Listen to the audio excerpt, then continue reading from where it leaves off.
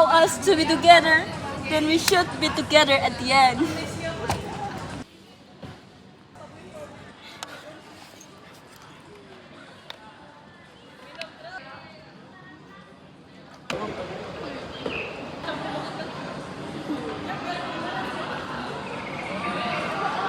What happened?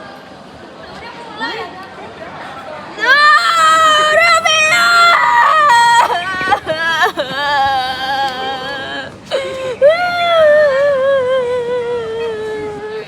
happened to you,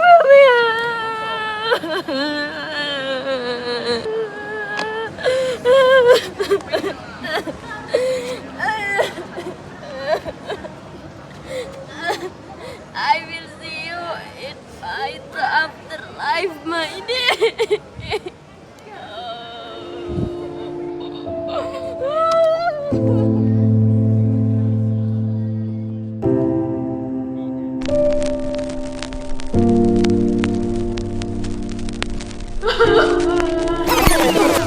Shinta, why are you crying? What happened? I just watched the movie. What a day movie make you cry like that? Romeo and Juliet. It's so sad. They could not be together in the end. Oh yeah, that story is really tragic. I know, but seriously, I was so amazed. The storyline is so good, and that's really make the audience feel their emotion. Well, duh. That's because it's one of the works of William Shakespeare. That's why it's really tragic. He's the one famous for writing this plays, right? Well, yeah, exactly. So, guys, do you know who Shakespeare is? What? You don't know about him? Alright then. How about we explain his amazing journey to you? Let's go. Let's go.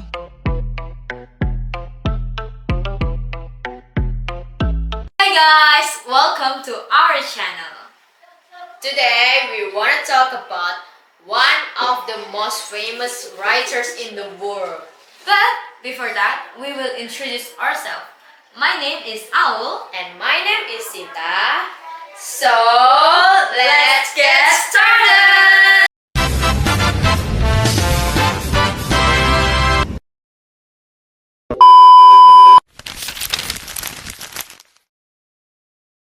Kinta, first of all, who exactly is Shakespeare? So, William Shakespeare was an English poet, playwright, and actor who is widely recognized as the greatest writer in the English language. and also one of the most influential literary figures in the world. Wow, really? So when and where does he born? He was born on April 23, 1564 in Stratford-upon-Avon, England. He was the son of John Shakespeare and Mary Arthur. Ooh, based on his name, does he come from a noble family? No. His father was only a cloth maker, and Shakespeare was the third of. 8 children. That's quite a big family, isn't it? Yeah, it really is. And he was likely studied at King's New School in Stratford. What does he study there? He studied Latin literature, grammar, and rhetoric. The subjects become the foundation of his skills as a great writer. Yeah.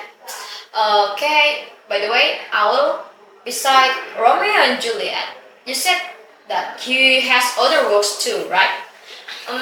That's made him famous, isn't it? Yeah, exactly. He has many works, especially plays that are divided into three types of genre. That is tragedies, comedies, and histories. So, can you give examples of each? Let's start with tragedies first. Sure. Examples of his tragedies are Hamlet and Macbeth. Oh, I think I've heard of them. Aren't those the one with dark stories like about ambition, power, and human inner conflict? Am I right? Yes, exactly. Shakespeare tragedies explore themes Of faith, ambition, and the complexity of human emotion. in Hamlet. The protagonist existential dilemmas really connected with the audience, while in Macbeth explores the destructive nature of power and guilt. Okay, next. What about comedies? Comedies examples are A Midsummer Night's Dream and Twelfth Night. Oh yeah, comedies are usually lighter and funny, right? They're often about love, misunderstandings, and happy endings. Correct.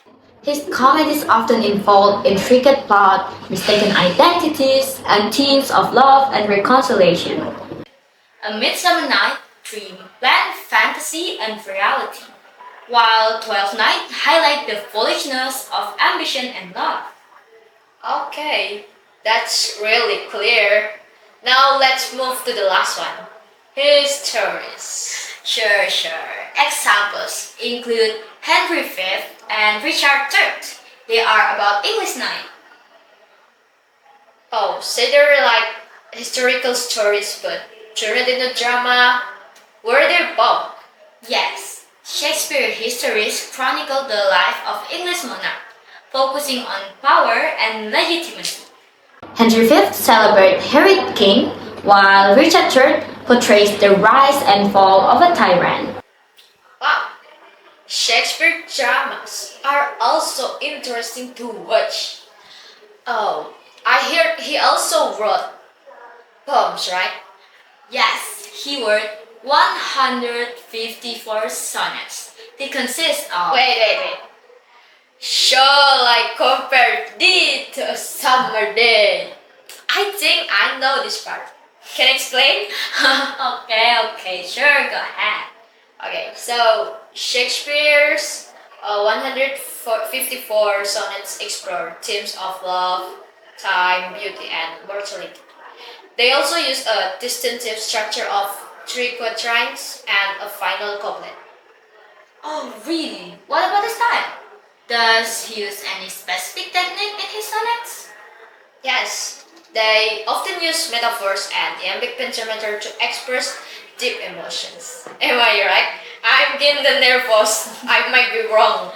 That's absolutely correct, Sinda. He also had a huge influence on literature.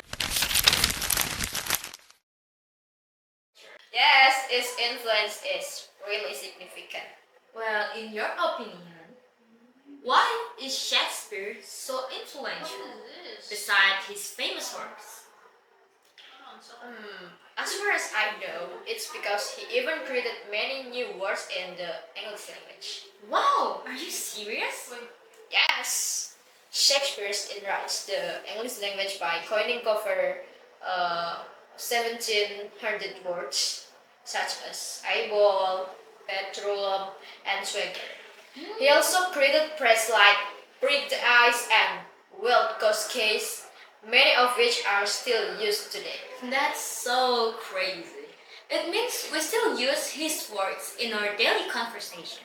I didn't expect that. I heard he also about iambic pentameter, something like that. Yes, that's a writing pattern in poetry, and Shakespeare popularized it.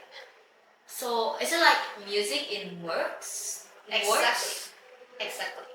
Iambic pentameter is a writing pattern of 10 syllables per line. It became a key feature in English poetry because of Shakespeare, giving a natural flow to dialogue and expression. Wow, his contribution is really valuable. Did he also influence other writers? Yes, Shakespeare's use of language and exploration of human nature inspired many writers, including poets like John Keats and playwrights such as Tennessee Williams. That's why many of his works have been adapted until now, right? Exactly.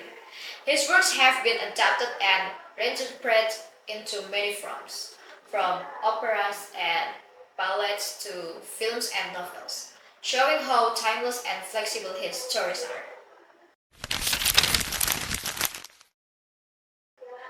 Wow, that's Amazing! But I'm curious, Sinta. Do Shakespeare works only impact English-speaking countries? No, it don't. Shakespeare works resonate globally, transcending cultural boundaries with themes of love, ambition, and mortality, appealing to diverse audience and influencing literary tradition worldwide. Wow, really? So people from across different culture can still relate to his stories? Yes, exactly. Even though the stories were written centuries ago, the emotion and conflicts are still very relevant today. But how people from other countries could understand his work if they don't speak English? That's a good question. His plays and sonnets have been translated into over 100 languages, ensuring accessibility and appreciation by non-English speaking audience and contributing to his status as a universal literary figure. Wow, over 100 language? That's insane. So basically, almost everyone in the world can enjoy his works. Yes, that's why he's considered a global icon in literature. Are his performance still performed today, or are they just studied in books? They're still widely performed. In fact, there are festivals dedicated to him. Wait, festivals like special event just for Shakespeare? Yes, festivals dedicated to Shakespeare, such as the Stratford Festival in Canada and the Oregon Shakespeare Festival in the USA, celebrate his legacy through performance, lectures, and educational programs. That is so cool. So people still play and watch his play live? Of course, his works continue to be performed on stage around the world But why do you think people never get bored of his works? because his stories are timeless. They reflect real human emotions and situations that people can always relate to. So even in modern times, Shakespeare is still relevant? Yes, very relevant. His works continue to inspire not only audience, but also writers, filmmakers, and artists today. Wow, I didn't realize his impact was that big. Yes, that's why Shakespeare is considered one of the greatest literary figures of all time. Wow.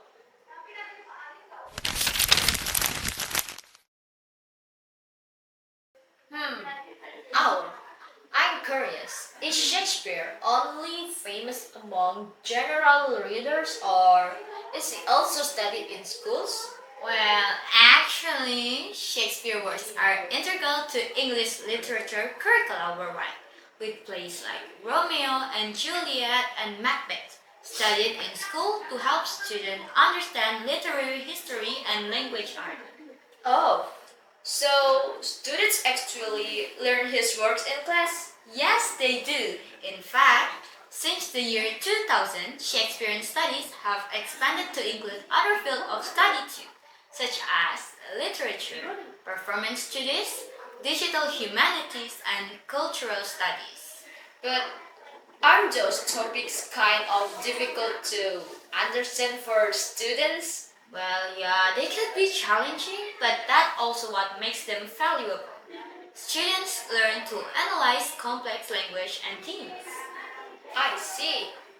Then what about at university level? Do they still study Shakespeare? Of course, university courses on Shakespeare offer in-depth analysis of his text, examining themes, histories, context, and literary significance. His works often become core part of English and drama studies. Wow, so it gets even deeper in university? Yes, much more deeper.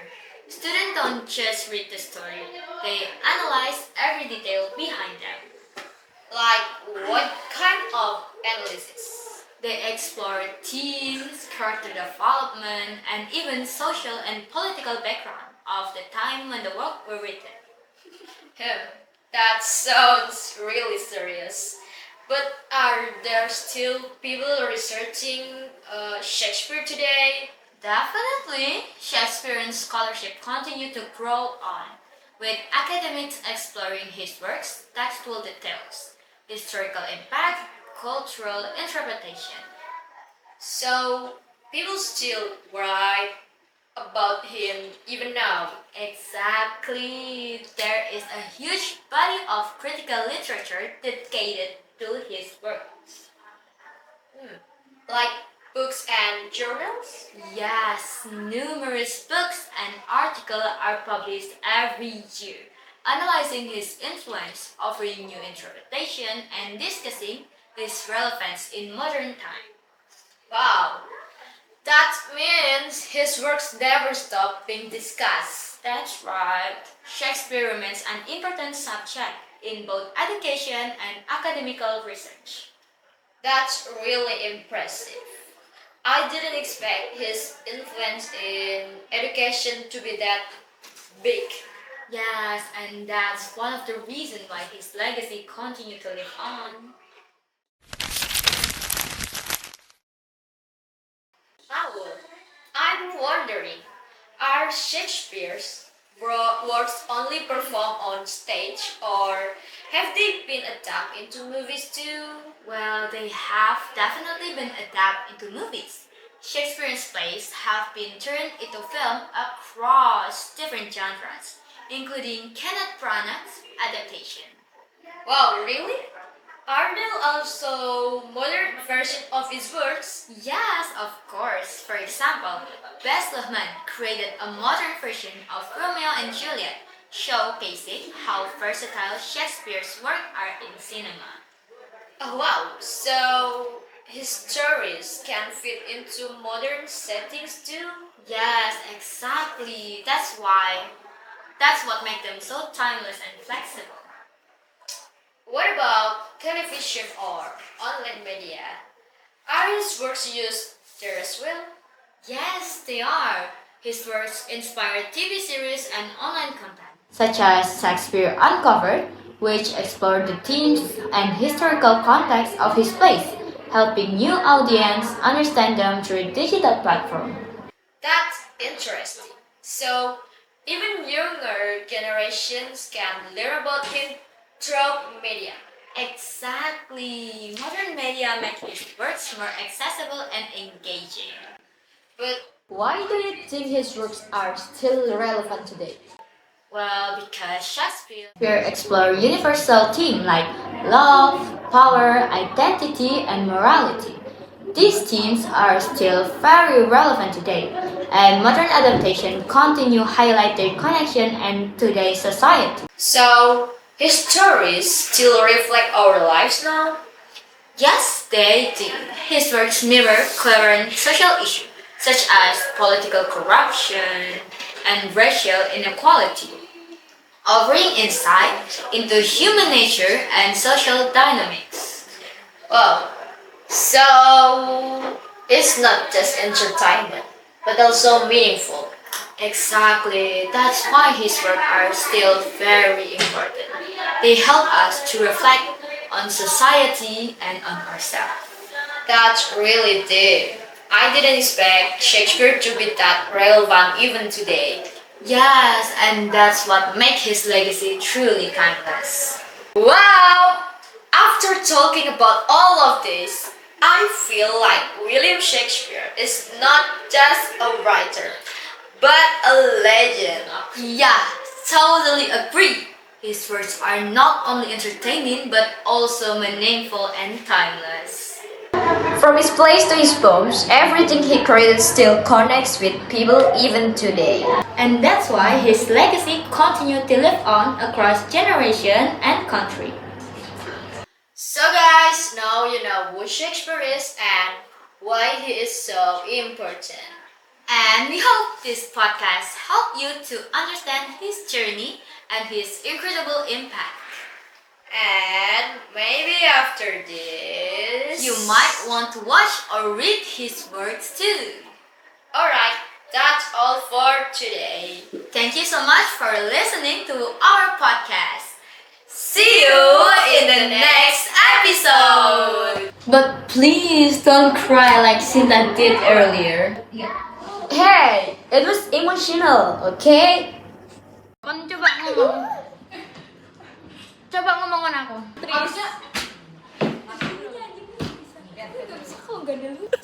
Jangan ngeplok kocak. Enggak, ya enggak apa-apa. Aku juga panik.